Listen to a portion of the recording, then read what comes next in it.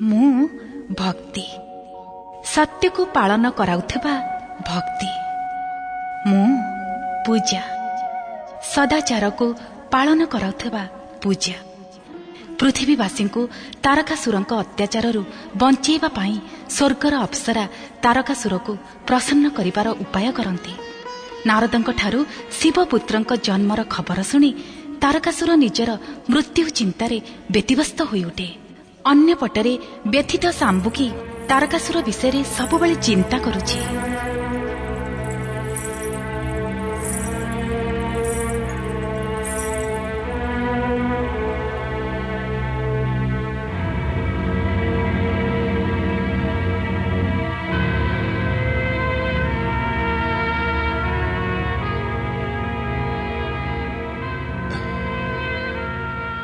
पुत्री शाम्भुकी, ए खाइबा पीवा छाड़ी तू जो जिदी धरी बसीचु ताहा कदापि पूर्ण होई पारिबोनी। ताकु पूर्ण करिबा पाई मो निज प्राण भी त्याग करदेबी पिताश्री। मो कथा मानिने पुत्री, तारकासुर एबे साधारण असुर होई रही नहीं, से स्वर्गाधिपति होई गलानी। से गोटे साधारण राक्षस पुत्री को केबे भी निजर पत्नी रूपे स्वीकार करि परिबनी। निजर जिदी त्याग कर। पिताश्री, जदि आपण एमिति भावे मते निज प्राणत्याग करने को विवश करती, तेबे मु ए स्थान आपण मानकु छाड़ी कौनसी एक अज्ञात स्थान को चली जीवी। मते विवश करंतुनी पिताश्री। मु तते विवश करूनी पुत्री, मु तो स्वास्थ्य आ मंगल कथा भाबुची। स्वर्गाधिपति तारकासुर तो एक कथा भी जानी पारिबनी जे पृथ्वी लोकर गोटे साधारण राक्षस कन्या शाम्भुकी ताकू निज पति रूप में स्वीकार करने पाई निज प्राण दबा को आगभर होउची। निज जिदी त्याग कर। पितांक कथा मानि नेबारे ही तम मंगल हब। जे स्वर्गर सुख आ ऐश्वर्य भोग करुचे से तम चिंता काहेकि करिवो शाम्भुकी? जानी सुनी निजे निजको मृत्यु मुह को ठेली दियनी। तुम पई आमे समस्ते चिंतित। मु तारकासुर को निज पति रूप में निश्चित ही पाइबी। दैत्य, असुर एवं राक्षसों आराध्य देवी कराळ कुंडला मते स्वप्न देखी कहिसंती जे तारकासुर ही मोर पति हेबे। आ मु तांकर तीनोटी शक्तिशाली, महाबलशाली, महाभयानक पुत्र को जन्म देवी। आ मोर ए तीन पुत्र दैत्य जातिर नाम अमर करिवे। राजन, आपणक पुत्रीर तारकासुर प्रेम रे मुंड बिगड़ी जाइछि। प्रेमर कौनसी उपचार न थाए, तांकु निज जिदी पूर्ण करिया को दियंतु। जिदी पूरा करिबार अर्थ जानिच तमे? भोक आउ शोषरे यार प्राण छाड़ी जीव। से जदि काहा कथा सुनिबा को चाहुनांती तेबे तांको कथा मानि नबा ही उचित हेबो। जहा तुम मानकर इच्छा। शाम्भुक, ये कौन राक्षस कन्या शाम्भुकी जे मोर पौत्र तारकासुर को पति रूप में पाइबा पई पण करिछि? आपण कोन असुर सम्राट स्वर्गाधिपति तारकासुरंक पितामही? जदि न हेई थांती तेबे शाम्भुकी को खोजी खोजी एठिके आसीबार कष्ट काहेकि करिथांती?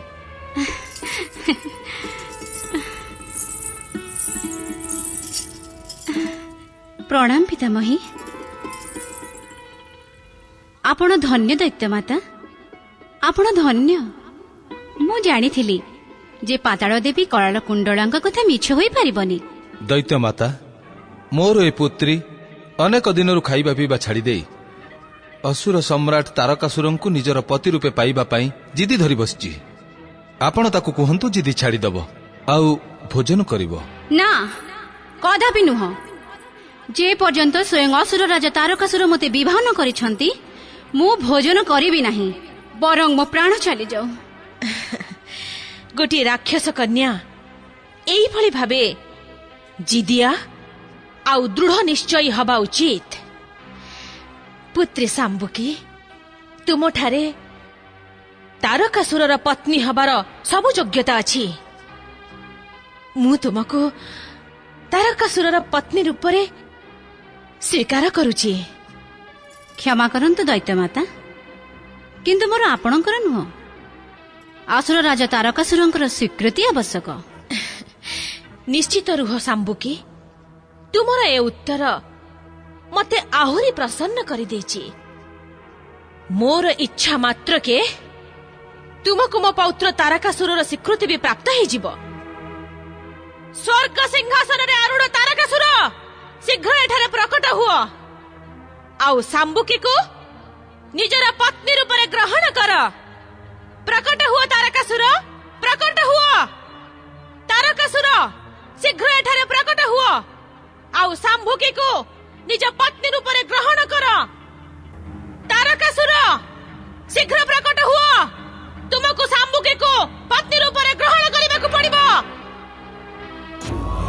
ପୌତ୍ର ତାରକାସୁର, ମୋ ଆଜ୍ଞାର ଉପେକ୍ଷା କର ନାହିଁ, ଶୀଘ୍ର ପୃଥିବୀ ଲୋକରେ ପ୍ରକଟ ହୁଅ, ଆଉ ସାମ୍ବୁକିକୁ ନିଜ ପତ୍ନୀ ରୂପେ ସ୍ୱୀକାର କର। ପ୍ରକଟ ହୁଅ ତାରକାସୁର।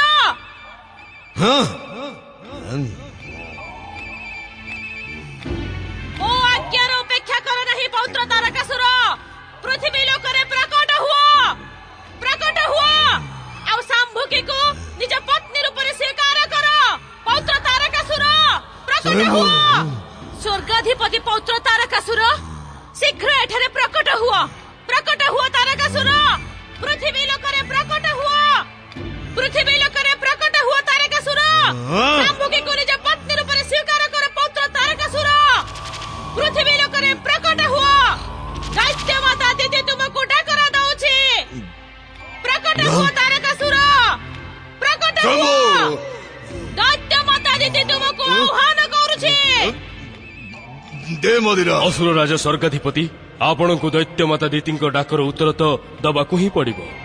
ତୁ ଭଲ ଭାବେ ଜାଣିଛୁ ବିକଟାସୁର, ସ୍ୱୟମ୍ଭୁ ତାରକାସୁରକୁ କାହାର ପରାମର୍ଶ ଭଲ ଲାଗେନି। ନେଇଯାଉ ୟାକୁ, ଆଉ ମଦମତ୍ତ ହାତୀର ପାଦ ତଳେ ପକେଇ ଦିଅ। ନେଇଯାଉ ଏ ଦୁଷ୍ଟକୁ। କ୍ଷମା ଅସୁର ରାଜା, କ୍ଷମା। ତୁ ମତେ କ୍ଷମା ମାଗି କାହିଁକି ନିଜ ମୃତ୍ୟୁକୁ ଆହୁରି ଅଧିକ ଭୟଙ୍କର କରୁଛୁ?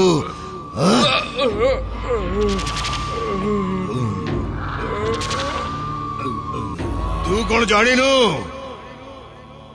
ଅସୁର ଜାତିରେ କ୍ଷମାର କୌଣସି ସ୍ଥାନ ନାହିଁ। ମଦିରା, ମଦିରା।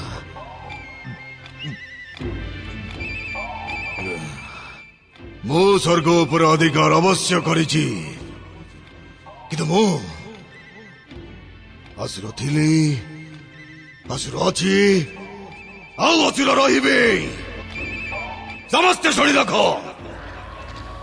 ଯେଉଁ ଅସୁର ଦେବତା ମାନଙ୍କ ସଂସ୍କୃତିକୁ କୌଣସି ପ୍ରକାର ଗ୍ରହଣ କରିବ, ତାକୁ ମୁଁ ମୃତ୍ୟୁଦଣ୍ଡ ଅବଶ୍ୟ ଦେବି।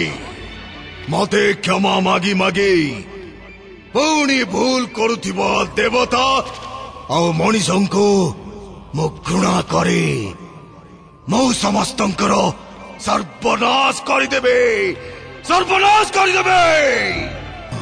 ସ୍ୱର୍ଗାଧିପତି ଅସୁର ରାଜ ତାରକାସୁରଙ୍କର, ସ୍ୱର୍ଗାଧିପତି ଅସୁର ରାଜ ତାରକାସୁରଙ୍କର, ସ୍ୱର୍ଗାଧିପତି ଅସୁର ରାଜ ତାରକାସୁରଙ୍କର।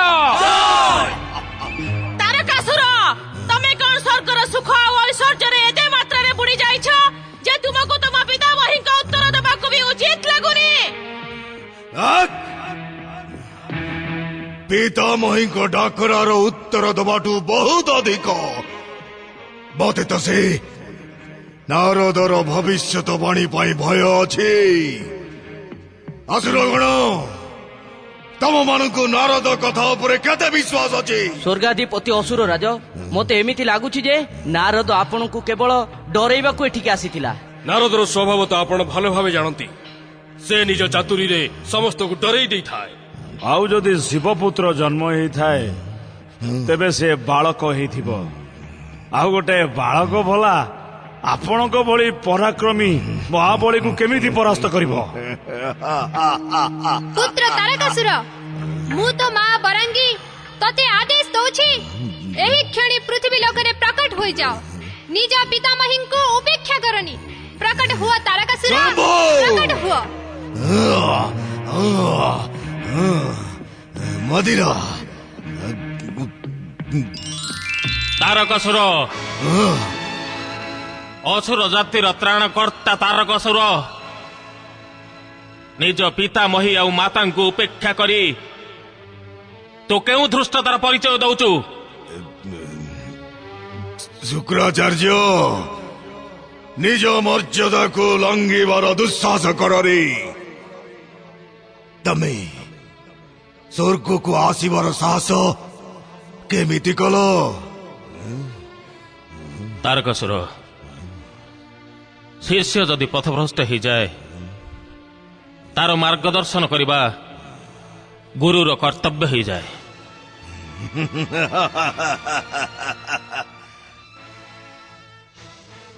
କୋଉ ଗୁରୁ କୋଉ ଶିଷ୍ୟ? ନା ତମେ ମୋର ଗୁରୁ ଆଉ ନା ମୁଁ ତମର ଶିଷ୍ୟ। ତାରକାସୁର ଅହଙ୍କାର ତୁମକୁ ଅନ୍ଧ କରିଦେଇଛି, କିନ୍ତୁ ତୁମେ ଭୁଲି ଯାଓନି ଯେ ଏ ମୁହୂର୍ତ୍ତରେ ତୁମେ ଦୈତ୍ୟ ଗୁରୁ ଶୁକ୍ରାଚାର୍ଯ୍ୟଙ୍କ ସମ୍ମୁଖରେ ଛିଡ଼ା ହେଇଛ। ଦୈତ୍ୟ ଗୁରୁ? ଆରେ ଦୈତ୍ୟ ଗୁରୁ ପଦ ତ ବଡ ସମ୍ମାନର ପଦ ହେଇଥାଏ। ଆଉ ତମେ ତମେ ତ ଗୁରୁ ବୋଲେଇବାର ଯୋଗ୍ୟ ନୁହ ଶୁକ୍ରାଚାର୍ଯ୍ୟ। ହଁ ତମେ ଦୈତ୍ୟ ଶତ୍ରୁ ଅବଶ୍ୟ।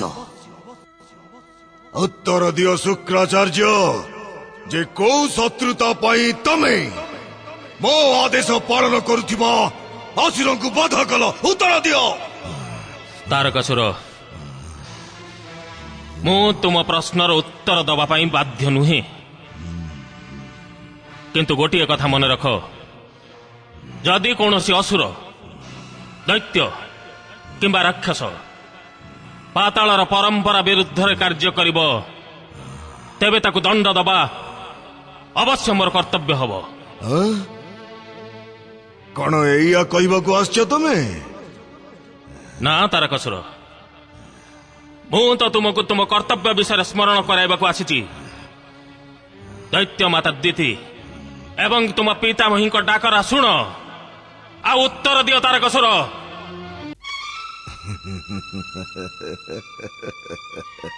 ସ୍ୱୟମ୍ଭୁ,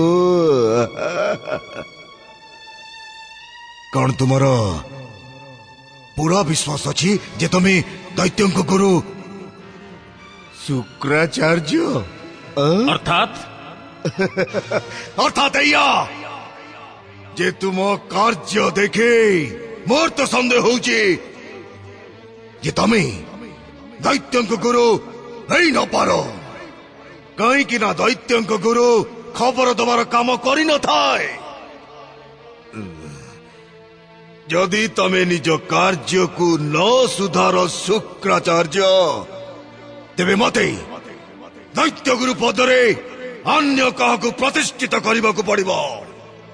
ତାରକାସୁର, ଦୈତ୍ୟ ଗୁରୁଙ୍କ ପଦ ମତେ ତୁମ କୃପାରୁ ପ୍ରାପ୍ତ ହେଇନାହିଁ, କିନ୍ତୁ ମୋ ଇଚ୍ଛାରେ ୟାକୁ ତ ଛଡେଇ ନେଇ ପାରିବି ନା ଶୁକ୍ରାଚାର୍ଯ୍ୟ। ନିଜ ଗୁରୁଙ୍କୁ ଅପମାନିତ କରି ତୁମେ ଭୟଙ୍କର ଭୁଲ କରୁଛ ତାରକାସୁର।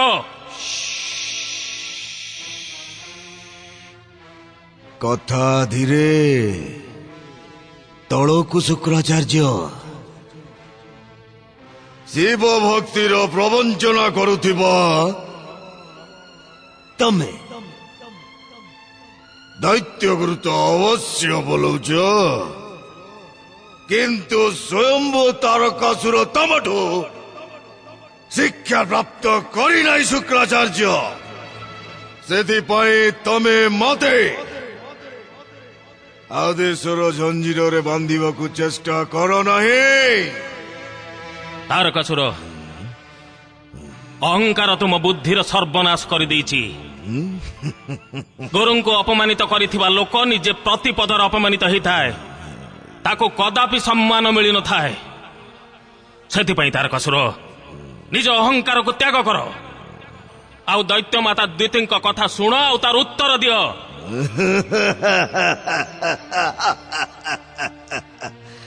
ବିନାଶ କାଳେ ବିପରୀତ ବୁଦ୍ଧି।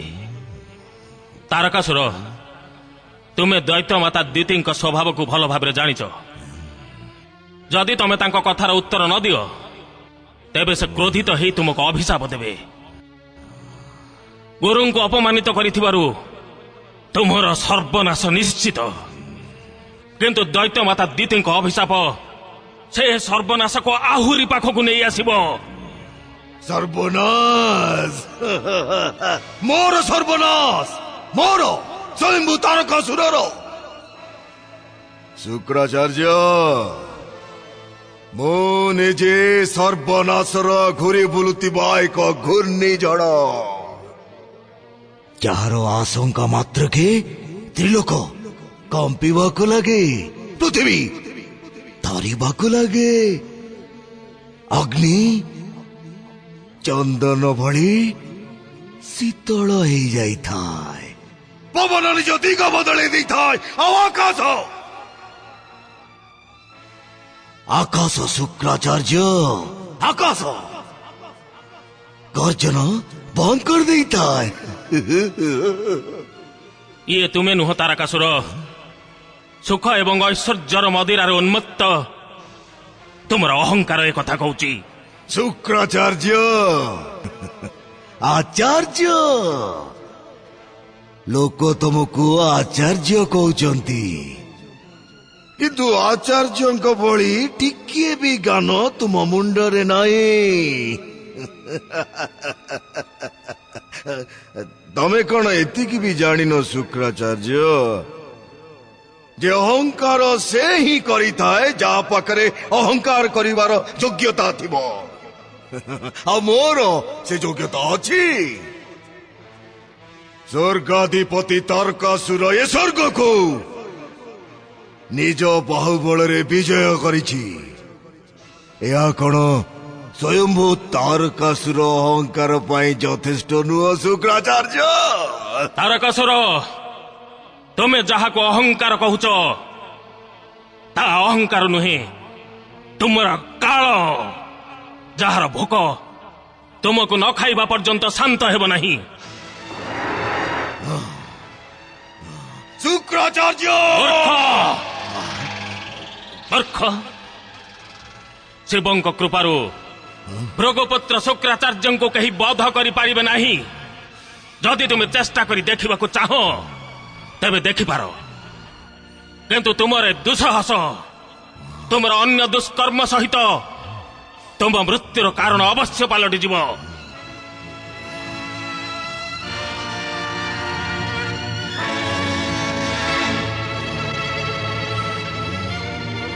ତାରକାସୁର, ଇଏ ମୋର ଅନ୍ତିମ ଆହ୍ୱାନ। ଯଦି ଏହାକୁ ବି ତୁ ବ୍ୟାଖ୍ୟା କରୁ ତେବେ ତୁ ମୋ କ୍ରୋଧରେ ଭସ୍ମ ହେଇଯିବୁ, ଆଉ ଶିବପୁତ୍ରକୁ ତୋର ବଧ କରିବାକୁ ପଡିବ ନାହିଁ। ଶୀଘ୍ର ମୋ ଆଗରେ ପ୍ରକଟ ହୁଅ। ସ୍ୱୟମ୍ଭୁ, ସ୍ୱୟମ୍ଭୁ।